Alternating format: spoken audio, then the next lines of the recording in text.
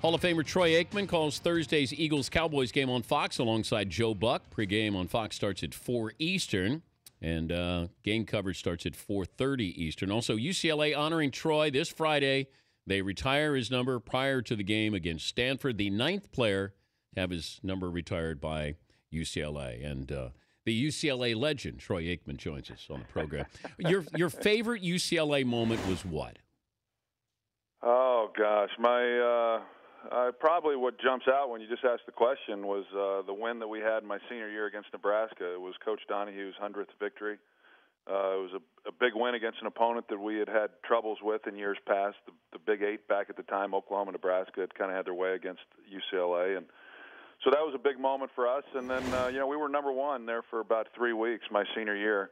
Lost to Tim Rosenbaugh and Washington State. But it was a good couple of years that I was there, Dan. I transferred in, as you know, from Oklahoma, and they embraced me as one of their own. And when I look back on really my entire athletic career, some of my fondest moments came while I was on campus there at UCLA. How much is talent, how much is fate when you look back on your career of Oklahoma, then to UCLA, and you go to a team that doesn't win your first year, you struggle your first year, first couple of years, and then all of a sudden here you are as a Hall of Famer getting your jersey retired?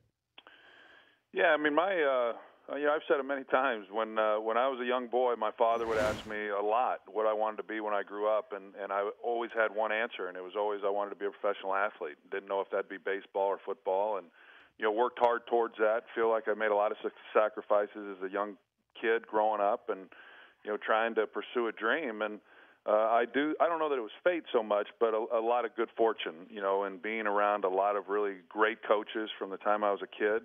All the way through my high school years and collegiate years as well as professionally. And then I had some really awesome teammates. I think people listening to this probably immediately think of Emmitt Smith and Michael Irvin and Jay Novacek and those type guys. But, I was with Keith Jackson there at Oklahoma and then at UCLA, Charles Arbuckle and Gaston Green. And, the list goes on and on. So we had some terrific players that were a part of the teams that I was a part of, and it's one of the reasons why we enjoyed so much success. If you were playing now with the big three, with Mike and Emmett, how would the philosophy be? Would it be different if you were playing in today's NFL?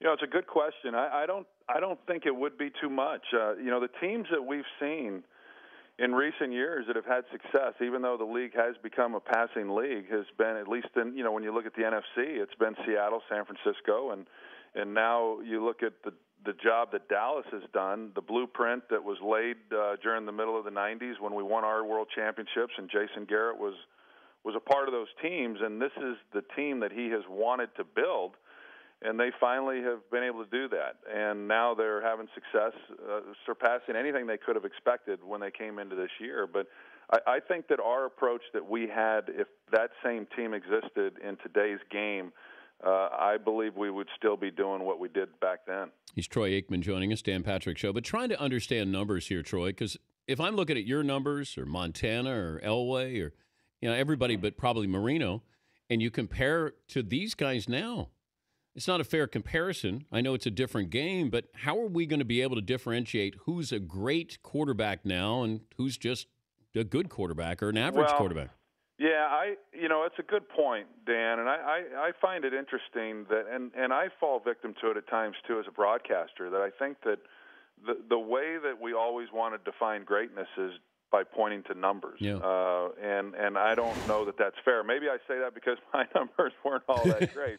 But if I completed, and it really does baffle me to some degree, because if I completed a 50-yard pass to Michael Irvin and he gets tackled at the 5-yard line, and we hand it to Emmitt Smith and he scores a touchdown on the next play, well, I don't feel like I did any less work. If he had run the extra 5 yards and we had scored a touchdown on the pass, but yet my game or my career would be looked upon far differently. When you look at touchdown passes, and that tends to be what we all look to as far as defining how good a particular player is. I don't know then that you can try to compare any player for that matter, but it really becomes an eyeball test, I guess. But if you had a chance to watch those of my era play and then those of this era play, you draw your conclusions. But I've been asked many, many times, Dan, as to who I think is the greatest quarterback that's ever played the position. And I didn't see Johnny Unitas play.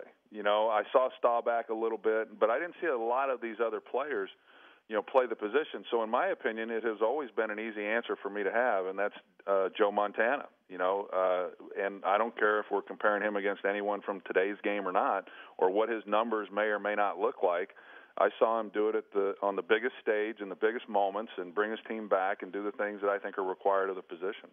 One thing that is lost, I think, with all of these numbers is the ability to actually call a game. It's like a pitcher or a catcher, the ability to be able to call a game and do it setting, hitters up. And I'm using a baseball analogy because Greg Maddux did this as well as anybody.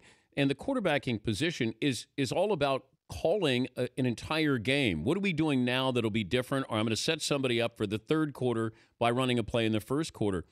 And that's what your generation, and you go back to Montana, and you even go back to Johnny Unitas, the ability to say, Bart Starr, Bob Greasy, I'm calling a game and a full game instead of just I'm back there throwing a pass and trying to see how many yards I can rack up. Yeah, the guys, I've listened to Terry Bradshaw on our pregame show talk about it, and one of the frustrations for Staubach when he played was that he didn't get to call his own plays. Tom Landry took over that job, but most of the other quarterbacks in the league, they called their own game. It was different then. You didn't have substitutions. You didn't have all the different coverages that you have now. You didn't have specialization. So I don't know that you can truly call the game yourself, although we do see quarterbacks, because of the helmet communications, they are getting some help from the sidelines, but they have more control at the line of scrimmage than anyone other than probably Jim Kelly, back when I played. But I do think, to your point, that there is a way to play the position. It's not just, you just don't, right now we see it with Philadelphia and all these offenses. They want to get as many plays run as they can get, and they feel that the more plays they run, the more opportunities they get to have big plays. But at some point you've got to learn that playing in the first quarter when the score is 0-0 is different from playing in the fourth quarter when you're up by 3 with 4 minutes to play, or if you're down by 10. And I see a lot of guys that I don't know that they've had the training of understanding, how you control the flow of a game depending on the situation, depending on how your defense is playing, what's the score, what have you been accomplishing offensively. And it's a little bit like what you just said. It's, hey, let's drop back, let's throw the ball, let's accumulate some yards, let's get as many plays snapped as we can. And, you don't see as much of the craft, I guess, as Steve Young would probably say there on ESPN at that position as maybe you once did. You just turned 48? Is that right? I'm sorry. I did. I turned 48 on Friday. Thank you for reminding me. Can you throw at 48 yards now? Oh, gosh. One time, I don't get out and throw. I was playing in a flag football game 2 years ago on an aircraft carrier with Marino, and about 3 days before the game, I thought, I better start trying to loosen this thing up. I haven't thrown a ball in years. And it was not pretty, but it got better as the game went along. And Roger Staubach, on the other hand, listen to this. Last week, he blew out his calf, tore his calf muscle. I ran into him. I said, well, how'd you do that? And he said, he did it sprinting in a flag football game. He's 72 years old, for crying out loud. So, yeah, he plays and throws the ball a little more than I do. What's on your bucket list, though, at age 48 that you want to check off? That might surprise us. I've got a good bucket list. It's just I'm too scared to do some of it. I want to jump out of an airplane. Navy SEALs offered to take me up one day, and it's one of those things that I want to experience, but I'm just too big of a chicken to do it. But right now, that's one of the things on my bucket list. Okay, what teammate would you want to wrap your parachute? Which one would you not want to pack your parachute? Well, let me just tell you, I would go with the Ivy League guy, Jason Garrett, to pack my chute, okay? I think I'd have a pretty good chance if I let him handle it. And, Michael Irvin would probably be the last guy that I'd want. And will you clear up what was the I'm trying to think here. Who are you rumored to have dated?